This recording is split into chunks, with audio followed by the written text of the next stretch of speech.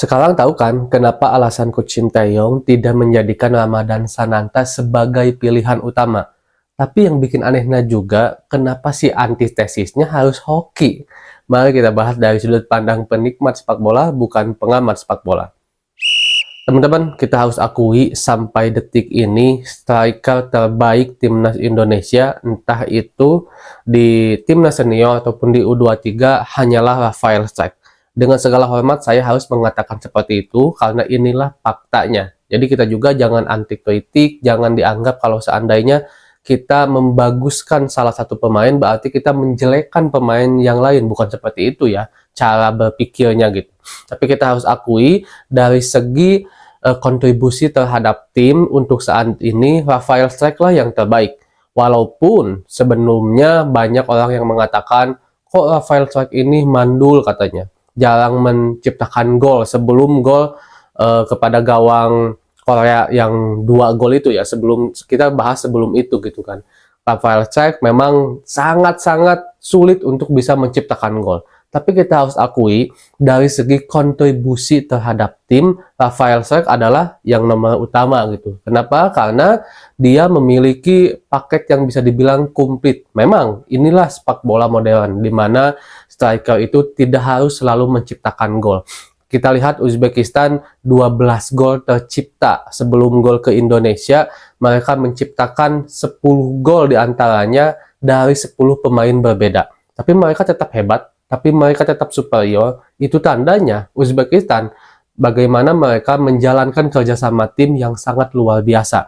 Jadi untuk seorang striker nggak masalah mereka nggak menciptakan gol juga. Yang penting kontribusi terhadap timnya besar. Dan kemarin mungkin terjawab ya tentang pertanyaan-pertanyaan kenapa tidak pernah memakai Ramadan Sananta. Ini tuh pertanyaan-pertanyaan dari dulu, dari zaman kualifikasi Piala Dunia pertama, dari zaman kita uji coba dengan Argentina dan tim lainnya juga. Kenapa Ramadan Sananta tidak dipakai? Kenapa lebih memilih Dimas Derajat waktu itu, Dendi Sulistiawan waktu itu, dan juga Hoki Caraka? Kalau kita berbicara tentang para pemain yang bermain di liga lokal, mungkin kita bisa mempertanyakan itu. Kenapa lebih memilih Ramadan Sananta dibanding kenapa lebih memilih Hoki dibandingkan Ramadan Sananta? Kenapa lebih memilih Dimas? Kenapa lebih memilih Dendi dibandingkan Ramadan Sananta? Itu mungkin menjadi pertanyaan yang bisa dibilang wajar. Tapi kalau seandainya kita bertanya kenapa lebih memilih Rafael Strike bukan Ramadan Sananta, ya jawabannya kita tahu. Bahkan hipotesis itu, pertanyaan itu juga berlaku untuk semua pemain striker yang ada di timnas Indonesia. Kenapa lebih Rafael Strike dibandingkan Ramadan Sananta, Dimas, Dendi, dan Hoki? Jawabannya ya kita tahu, kontribusi seorang Rafael Strike begitu besar terhadap tim. Dia itu terlibat dalam sebuah permainan. Rafa jago pegang bola, dia bisa menjadi pemantul, dan pemantulnya itu nggak asal mantulin bola, tapi punya visi gitu. Dia tahu bola itu harus dipantulkan ke siapa. Dia jago pegang bola, dia jago membuka ruang, dia juga memiliki rasa percaya diri untuk bisa akselerasi. Jika seandainya di depan tidak ada kawan untuk di passing gitu bolanya, dia bawa sendiri, dia bagus akselerasinya gitu kan, dia bisa lewati 1, 2, 3 pemain, penguasaan bolanya bagus, dan tidak jarang selalu melakukan keputusan yang tepat, yaitu dengan menendang bola di luar kotak penalti. Ini kan bagus. Sementara kita lihat di pertandingan saat melawan Uzbekistan, Ramadan Sananta begitu sulit. Dia pressingnya tidak sekuat Rafael Strike. Dia juga tidak jago pegang bola.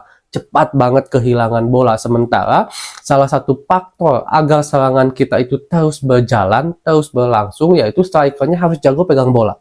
Jadi kita lihat teman-teman skemanya, kalau kita ingat-ingat kembali pertandingan-pertandingan timnas sebelumnya, entah itu saat kualifikasi Piala Dunia ataupun laga uji coba, ketika striker timnas bukan Rafael Strike ya yang main, entah itu Dimas, entah itu Dendi, entah itu Oki, dialiri bola oleh lini belakang ataupun lini tengah, otomatis kan para second line pemain-pemain lainnya itu masih di belakang.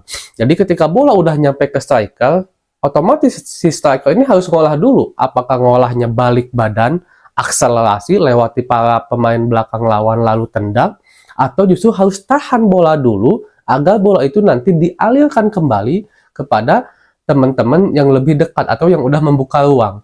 Nah, sementara ada gap, ada waktu di mana ketika bola dipassing ke seorang striker, si striker itu harus bisa pegang beberapa detik lah kasarnya gitu, agar pemain-pemain lain membuka ruang. Nah, ini tidak dimiliki oleh semua striker timnas Indonesia yang bermain di liga lokal. Ini sangat-sangat tidak dimiliki dan hanya dimiliki oleh Rafael Struijk, yang bahkan kalau seandainya kita buka juga, Rafael Struijk ini sebenarnya bukan striker murni, dia itu wing sayap. Bahkan sekarang ketika kita bergabung Evans, otomatis kan dia itu kalau nggak salah adalah seorang striker murni ya, kalau saya nggak salah gitu. Nah, kalau seandainya dia striker murni, otomatis Rafa akan digeser kembali kepada posisi aslinya. Kemungkinan seperti itu di masa depannya. Nah, inilah jawaban untuk Ramadhan Sananta. Ternyata Ramadhan Sananta masih belum bisa berkontribusi lebih terhadap tim. Jangan dulu masalah gol lah, jangan dulu, itu kita kesampingkan. Tapi bagaimana kontribusi pemain ini terhadap tim. Nah, ini juga mungkin tidak sepenuhnya menyalahkan Sananta. Karena memang jika seandainya kita lihat karakteristik permainan sepak bola Indonesia adalah lari. Yang dimana ketika pegang bola, tujuannya adalah langsung harus bisa dibawa ke gawang. Gitu kan. Otomatis seorang striker pegang bola, balik badan, ambil aja ke depan. Yang penting dekat ke gawang bisa gol gitu kan. Nah, sementara ternyata di sepak bola modern sekarang, bola yang nyampe striker itu tidak harus semuanya langsung dibalik badankan dan dibawa oleh striker itu sendiri ke pertahanan lawan. Tapi bisa dipantulkan kayak tadi, bisa dikuasai dulu sehingga second line membuka ruang dan dikasih lagi ke teman kita. Bisa seperti itu juga kan itu skemanya. Dan Ramadhan Sananta belum memiliki itu karena mungkin terbiasa bermain di liga lokal kita skemanya seperti itu. Sementara Rafael Struijk memang dia dididik dari kecil sampai sekarang bermain di luar negeri, bahkan di ADO Den Haag, divisi 2 pemain muda Belanda, yang dimana itu adalah salah satu impian liga, salah satu impian pemain-pemain muda di dunia gitu, yang kita tahu memiliki kualitas, memiliki gameplay yang bagus, sehingga ternyata itu sangat berguna secara tidak langsung atas performa timnas dari Rafael Struijk. Nah, jadi pertanyaannya sekali lagi, jika kenapa tidak Ramadhan Sananta yang selalu dipakai oleh Coach Sinteyong? Karena untuk saat ini yang paling bisa berkontribusi lebih untuk seorang striker adalah Rafa.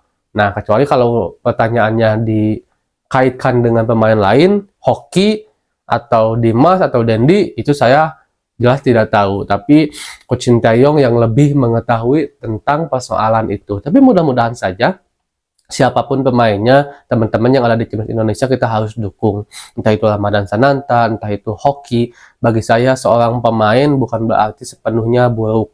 Teman-teman, setiap pemain itu memiliki gaya atau karakteristik permainan yang berbeda. Dan pelatih menginginkan cara bermain yang berbeda-beda pula.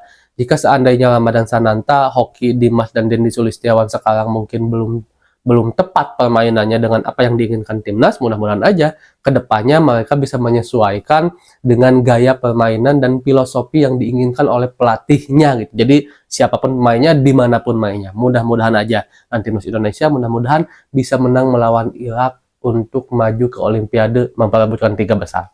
Assalamualaikum.